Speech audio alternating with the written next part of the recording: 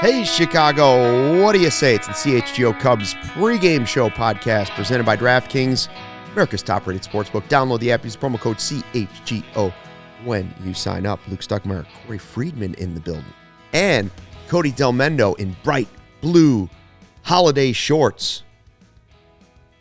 I'm wearing pants, guys. I'm wearing pants. You can't say I'm not wearing pants. He's wearing shorts, baby. The vibes are out. CHGO gear on most of us. I got the obvious shirt on today. And we're looking for another series win. Cubs were able to get 2 out of 3 against the Mets. We'll try and pretend like last night didn't happen, 10-1. But now you've got to at least win 2 out of 3 against the Reds, too. You can't go and lose a series to the Reds and not have panic start to set in. That's what I will say. There will be a lot of panic if they lose 2 out of 3 to the Reds. Oh, yeah, especially given that they have to play the Rays next after that, and the Rays are the best team in baseball, and you're coming off winning 2 out of 3 against the Mets, trying to build a little momentum. But at the same time, you're still 5 games under, so, yeah, they got to win 2 of 3 here. This is must win. This is just like Justin Steele going today for the Cubs. This is an added – if the Cubs win today, you add another point to Justin Steele's Cy Young race. Like, they need – not only do they need him to go at least 6 today, but they need him to basically own them today because Hunter Green's not bad either, and, you know, they need to start the series off good. And I've said this many times. When they win the first game of the series, it kind of relieves some of that pressure to, you know, it relieves pressure going into the next day. It puts more pressure on the other team to win. That way they even the series and have a chance to win it. So that's why I say that winning that first game of a series is really it's huge in terms of moving forward. So we can all agree it's a big game because Steele's on the mound. It's a big series because they need to win at home because there's tough games coming up. Yep. They should beat the Reds, which leads me to my next thing. Jack R. says I'm right, which is correct. Hello, Jack. Already. Which leads me to this. I'm not a lineup guy. Mm-hmm. I almost never look at it, but I don't understand. Again, I don't have all the information. I don't know who's nicked up. I don't know who's banged up or dealing with something or didn't get to sleep last night. I don't understand why Seiya wouldn't be playing today. Yeah. Is he not the hottest bat on the team? Yeah, I think, you know, generally, right, like we always talk about, like lineup stuff is probably not super consequential, right? Like on a day where they hit Seiya third or Happ fourth, arguing over where those two should be, like, isn't that consequential? It's kind of a marginal thing over 162 games. David Ross, like this year, I think especially, has done some stuff that feels less marginal, right? And maybe more like what's going on here? Like this might be consequential. My biggest thing, like I'm definitely with you on Seiya. I'd like to see him in there. I think, like, you know, Hunter Green throws very hard, and Patrick Wisdom struggles with that up in the zone, so I sort of understand that. He's also been struggling just in general. Mm-hmm. But the thing that I don't love about this lineup in particular is, like, if Tucker Barnhart's got to play day game after a night game, I get he's got to play, but he can't hit. If he's going to play, Seiya has to be in there, right? And I don't think I would be giving Wisdom a day off, even though he's been struggling, right? Having Mastroboni, no Seiya, Mancini, and like with Barnhart at the bottom, not my favorite thing that Ross has done. And I feel like he's done that a few times where when Barnhart is in there, it's like the bench empties for some reason. And then you just look at the lineup and you're like, man, because as you were talking about Justin Steele, like the big thing for me is I would really love to see them jump on Hunter Green early, because that Phillies game was so frustrating because you feel like Justin's pitching on eggshells, right? Because it was one of those games where it was like if he makes a mistake, they're going to lose because they're not going to score any runs, and that's exactly what happened. They lost 2-1. So I don't know. Like you said, we don't have all the information, but like also, you know, Tauchman's been good. He's been hot. His numbers in a short stint in Chicago have been good, but like Ross's affinity for shoving certain guys up in the top of the lineup is not my jam, but I hope it works well, and Tauchman's been playing well, but yeah, I have some questions, I guess. So someone in the chat said something about how Hunter Green has huge reverse splits, and that person is correct. Righties are hitting 320 against him in 24 and a thirds innings this year. Meanwhile, lefties are hitting 224 and 25 and 2/3 innings this year. So, the other day when they had Mastrobuoni batting second, I wouldn't say I necessarily defended it, but I guess it looked like it on social media because all I was trying to do was, I guess, give my take / explanation of me trying to understand the lineup.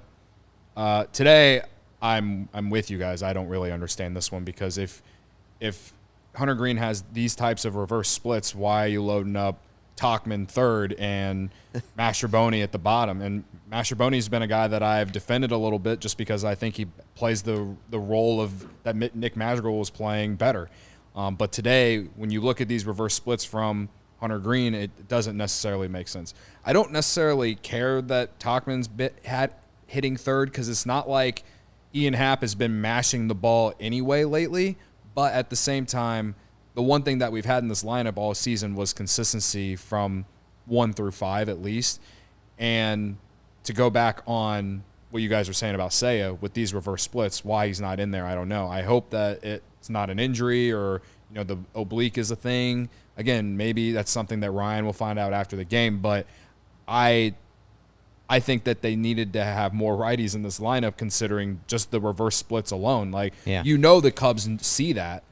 So why go this route? I don't know. That said, Hunter Green, he has been good, but at the same time, he's good. You look at his game log, he went 7 innings against the Yankees the other night, but gave up 4 runs, allowed 2 homers. Went 4 innings against the Rockies to start before that, gave up 2 homers, 6 earned. So it's not like he's coming into this start with all kinds of confidence. But the Cubs are kind of in a way, if you just look at the reverse splits alone, the Cubs are in a way kind of setting him up for success. So I don't know how to feel about the lineup other than that. And again, they know more than I do. So it may prove to be absolutely nothing and just a bunch of talk about zero because maybe this lineup will do well today because that's baseball. I would guess, if I had to just guess what's going on, I would guess it's just a rest day for Seiya because it's night game into day game. And he probably had this on the schedule a week ago. But again, if he is healthy and if it was on the schedule and you'd have told him that a week ago, but when the guy got hot for a week, then I might say, hey, you know what? We might not end up giving you on that Friday before Memorial Day, we might have you playing because he's a perfect fit at cleanup in the lineup today. And I am starting to get, I don't know if concerned is the question, or the word, confused as to why Morel, when Wisdom's not there, why not put Morel at third? Yeah. Why not put Seiya in right and put Morel at third and have that be the position he plays when he's not DHing? Because I said last night, I agreed, Mancini needs to get some at-bats. Yeah. Yeah. Right? He's never going to be good if you don't get him some consistent at-bats. So I understand there's a lot of moving pieces, and it's not an easy job. I'm just wondering specifically, Seiya, if he is healthy, why those pieces are moving the way they are today. I think part of it, too, and again, a lot of this, it's not all David. It's not all on David, right? He didn't make the roster, and a lot of this depth has not been good, right? And so if he's giving guys days off, things in that, if you're putting in players that haven't been performing well, then of course the manager is going to look bad. But, I think the simpler way of, explaining, I guess, just this discussion in general is, we just read the piece from Ryan and after talking to Jed Hoyer and stuff, and they're already talking about the deadline again, right? And they're already talking about how there's not all this time in the world and the team needs to get going. They need to be playing better.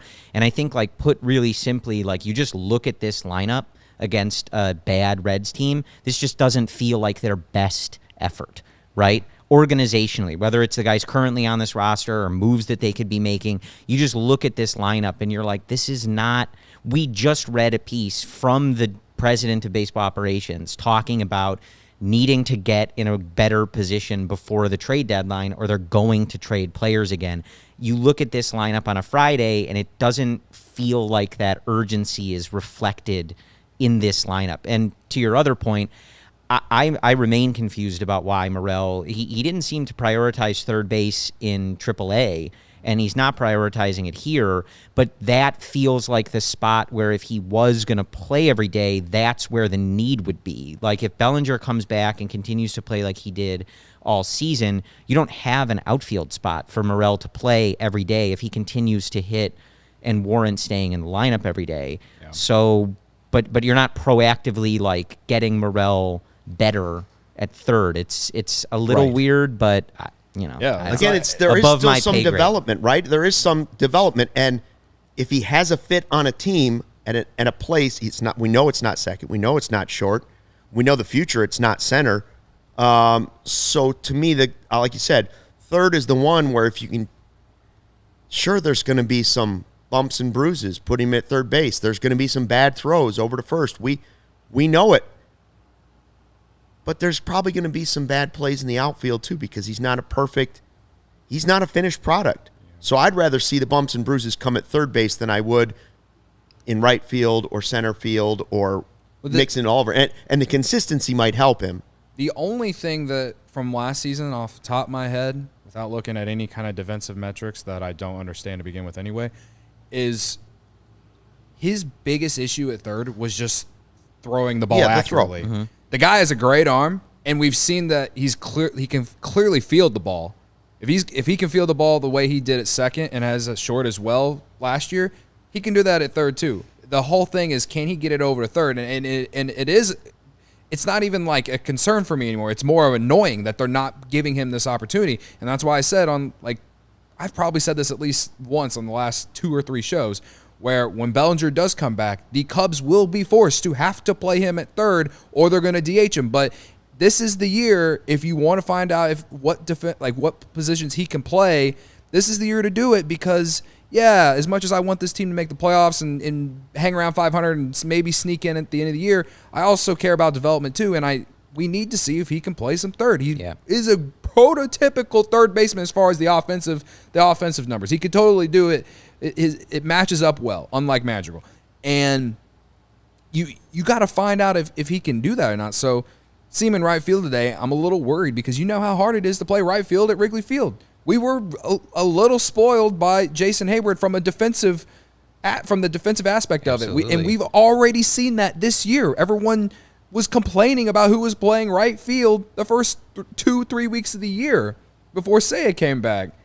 And even Seiya's had some issues out there before. So do I feel good about Morel playing right field today? No, I don't. So we're gonna see, and I'm sure there'll be something that hopefully it doesn't impact the game to where the Cubs lose. But that's the thing to me is that this could be the time where they're using Morel at third base to find out if he can do it. And I think to me, they're going to be forced to have to do it once Bellinger comes back. I think to that point, one of the things that everybody gave Nick Madrigal credit for was playing third base and doing it pretty well, right? Better than I certainly thought he would be able to do. We all thought. And so you just did that with someone. So I know that the playing time isn't all there and things like that, but wouldn't you just apply that same logic? Nick Madrigal needed to play third base in order to get better at third base. Ian Happ needed to play left field and only left field to become a Gold Glove left fielder, right? And again, we know that Happ, Belly, and Seiya are going to occupy your outfield most of the time, but you want someone who is ready and capable to fill in at third base in a platoon with wisdom for when Patrick Patrick's going to have these stretches. It's part of his game, right? His overall numbers are still good on the season, but he's going to have these stretches where he's just not making contact and it looks bad. And then he'll have stretches where he hits, 4 or 5 homers in a week and et cetera, et cetera. But I think you really wish you could plug Morel in there for when you're feeling like today you want Patrick to have a day off, guy throwing high velocity, going to sit up in the zone, then you put Morel there. I don't know. I got a lot of questions about this team, but I don't get paid to run it. I don't know. They'd probably be worse if I did, but I like to think they would be better. You know what? I should be better with the moves that they made. I don't want to go into that, but they should be better than what their record is, and we've talked about that plenty. And there's still time for them to get to 500 and perhaps ascend from there. But yeah, I mean, I wouldn't say the lineup construction is the reason that they're 22-27, but there have been days like today where people have been questioning this and that, and I don't blame people. Again, the other day when they had Mastrobuoni batting second, I wasn't exactly excited about it, but I, in a way, kind of understood it. And it worked out, and the Cubs won. So we'll see if this lineup works out and the Cubs win. Because if they don't win today, they will be yelling about the lineup in the postgame chat here on YouTube. Well, you know what? I was just sitting here thinking, we're like 20 minutes from the game, and I'm probably not following my own advice. I got sucked into Twitter and stuff this morning on the way here, and I looked at the lineup too, and I was like, oh, come on, man. Like, you need to win this series against the Reds. But at the same time, we could save, for our well-being, we could save this anxiety and anger, if you want to call it anger, for the post-game show if they lose. Because it's beautiful out, man. We got a holiday weekend. The sun is here. We got extra long holiday weekend. Summertime vibes are here. Hashtag vibe with us. And I come in and I throw out the lineup and I bring down the room. Well, It's my fault. It's not Ross's fault. It's my fault for peddling this garbage. I agree with Luke. This is the first time I feel like Luke just really embraced what my role on the show is. Can we just be happy? I changed my mind. Look at this lineup. I do think there are times where it is difficult. Like that, and that's what I mean. It's like you look at this and you go like, I don't know, it just doesn't feel like... Well, it doesn't seem like a playoff team. It doesn't feel like well, yeah, that's a better way of putting it. Like, it just doesn't feel like it has the urgency that I think like we as fans are hoping to see. Like, it's not even just hoping, it's deserve. But... There's more the feel of you're going to look back in 3 years and go, how about that lineup from this date 3 years ago? I still feel... No I offense feel to good. anybody on there, just it's not the regular players. I feel good about the weekend, though. Like, the Reds aren't very good. I think the Cubs played well against the Mets. You'd like to see a sweep, but taking 2 of 3 from a team like the Mets, even though they haven't lived up to expectations, it's still a good roster, still a good team. And I think the Cubs played good baseball. Justin Steele's going to pitch well. Like I said, my only hope is please don't make Justin Steele go into the 6th or 7th inning pitching with a 0-0 game or a 1-0 game. Like, please give the man some run support so that he can feel comfortable and get a deserved win, which I'm sure his pitching will earn. I was going to say, is that a reason to use this lineup? Because you think the game might be close regardless of, whereas... I guess it depends on how you look at it. I was thinking going into this, they should save this lineup for a game against the Rays that they may be overmatched anyway, whereas these are important. This is a division game, but you also might be in this game because you have Steele and you might only need to pinch hit one of those guys. We're not saying Seiya can't pinch hit. So I don't know. Maybe that's the positive way of looking at it. Like, they might be in this because of Steele anyway. In my opinion, Good spin zone. Yeah. What were you going to say, Cody? Don't give this lineup to Tyone either. We need him to get right, bro. Not on his birthday, bro. Okay, give this lineup to Noah. Sorry. There you go. We've seen worse lineups. I don't know. Like, Steele, he 2-1. The Cubs lost. Steele didn't take the loss in the game against the Phillies. And then, like, earlier in the year to Miami, he gives up 2 runs. The Cubs lost that game. First start of the year for Justin Steele. The Cubs lost 3-1. Like, that's what I just don't want to see. It's Justin Steele pitch really good, keep the team in the game, another quality start. He even pitched well enough to keep the Cubs in the game against Houston, even though he gave up 4 runs. But Cubs offense was dead that day too. So I just want him to score runs. Yeah, I don't care they who need to does score it or runs. where they are in the lineup. And in the wins, the Cubs have scored at least 4. I think Cole Wright's opening thing last night is when the Cubs when they score less than 4 runs in a game, they're like 3-19 or something like that. So yeah, Cubs need to score runs. So we complain about the lineup. At least they have 2 righties at the top of the order to start. Maybe we get a dose of Nico and Swanson, to start the game, put the Cubs ahead, and give Steele a lead. I don't know, but yeah. And also Ian Happ. It doesn't matter who he's facing; he owns the Reds. So I'm excited to see what he does today. I also saw it in the, just to answer a question, I think somebody asked in the chat, I do believe Cody Bellinger was eligible to come off today, but he did not, obviously, so hopefully sometime this weekend. But yeah, that is whenever they're, I think, ready to bring him back, so hopefully that's soon. I didn't realize he was eligible to come off today. I believe so. Supposed I believe to it be was Friday today. of Memorial Day weekend. That's a little alarming that he's not coming off the IL right now.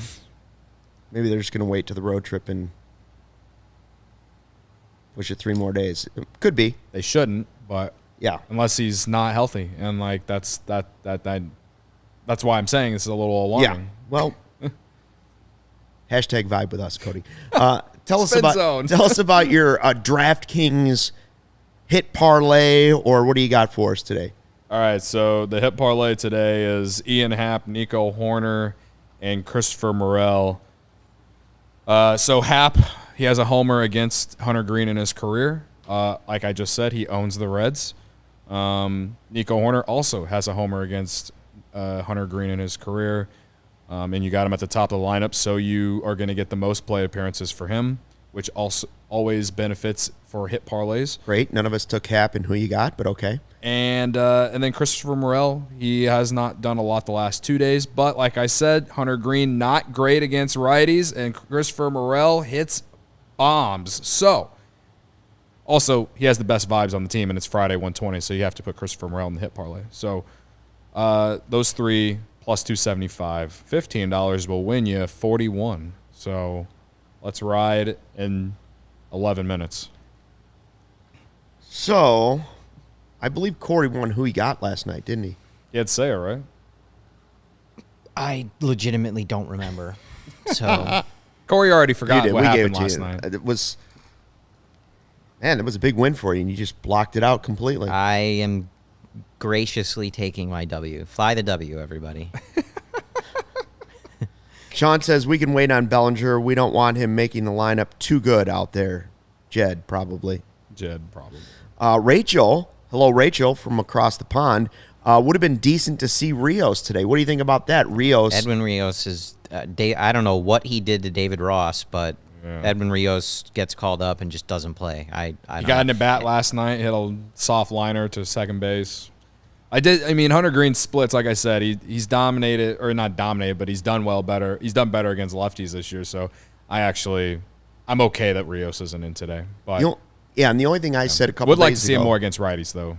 I would like to see him, but I also wanted to see Jackson Frazier a lot at one point. So Who's now playing well for the White Sox a little bit in his week there. Yeah, I will say this. I think I said it a couple nights ago.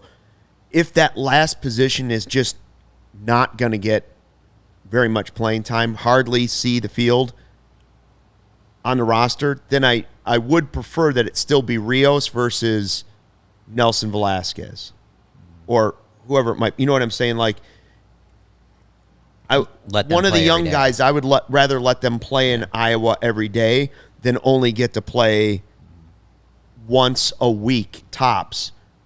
I would rather have that player be Rios on my roster, even if somebody's not going to get played. That's just kind of the way it is. Yeah. And I still think, though, that there are opportunities for him to get at bats against righties. Just because the DH. And listen, this month would have been a great time to see, because it's not like Patrick Wisdom has been mashing the baseball this month. You know what I mean? Like, he had a great April, but he's really struggled this month. And the fact that they haven't given Rios a chance in the DH spot on days that they don't play, or on days that they're going to not play Wisdom, or days that they're going to play Wisdom at third base, it's just weird to me. I guess I don't necessarily know if I want to have Rios and Wisdom in the lineup together just because of the high K rate, but like at the same time, like on days you're not going to play Wisdom, though, you know, especially against righties, I don't understand why he hasn't gotten more of a run. I mean, the guy has 27 plate appearances on the year. Yeah, 27. Well, it reminds you of Clint Frazier, Jackson Frazier. Yeah, that's why I said, like, or even like he was up here, was a guy who was kind of highly touted. We thought we sort of had higher expectations. Then it was like, but he's not even playing. Yeah. We didn't even have Brian higher LaHare. expectations. It wasn't even high expectations. He was a former first-round pick by the Yankees who struggled and didn't play well in that market, and the Cubs picked him up, and we thought, oh, okay, well, we don't know if this is going to lead to anything, but would love to see if he could just, maybe the change of scenery will fix him. Well, he didn't even get the chance. You know what I mean? And that's basically what's happened here with I think Rios. it's just a few guys where they maybe aren't good, maybe they probably aren't good, but they don't give it enough of a shot to really know that. And it's not like And last we year look at the was- lineup today, it's not like it's filled with guys that you have to get in the lineup today. So it's I don't know. And back to Frazier, last year was the year to do that though, because they clearly weren't good, and we knew they weren't going to be good, right? So I understand it a little bit more this year, but at the same time, they played Eric Hosmer as much as they did. They played Nick Madrigal as much as they did. But hey, man, I'd love to just sit on the bench and get paid. So hey, good for Edwin Rios. Somebody's got. I mean, we sit on the chairs and get paid, so why not sit on the bench and get paid? You ready for the who you got picks? Pre-game standings: I'm 14-31. Ryan 12-35. Corey 11-34. Cody 8-40. Brendan 3-10. I have 3 more wins than you. Yeah. Joey now 2-4. I've purposely been taking all the people everyone hate all week. Yeah. But I didn't do that today. Today's picks, here they are. I'm going with Dansby. Ryan's going with Nico. You went Mervis, huh? I'm nervous, yeah. Thought about Merv. Yeah, one, because I hadn't really taken him this week. And also, our friend Michael Cerami sent an interesting tweet about him. I think it was yesterday or the day before, about Mervis in his last 30 plate appearances. And he's been mashing the ball. Now, it doesn't really bode well against Hunter Green, basically because of everything I said about the reverse splits. But I've thought that he's had good at bats this last week. Honestly, dating back to when he first hit his first home run against the Astros. It hasn't been like Christopher Morel but I think the at bats have been better. The strikeouts have been down a little bit, and he's been walking a little bit too. So I'm excited to see how his numbers look in the next month. Collada says he's 48-0. We need the receipts on that. I need the receipts on that too, Collada. Evil Wax and Rick DeHouse say they would pick Suzuki, even though not in the lineup, maybe in a pinch hitting. 2-pointer. Yeah, you get a lot if they come off the bench, right? They're not even in the lineup. I'm glad that I'm not glad that Morel's homering every day streak ended, but I'm glad that you picked him on the night that it ended. I also now, picked now him I on- feel like I can take him, Yeah. and it's well, I didn't end his hot streak. Ryan was trying to say I ended the hot streak. I'm like, well, I also picked him the day he hit his last homer. So which is it? Huh? Punk? It's Carlos Carrasco. Get off my That's lawn. who.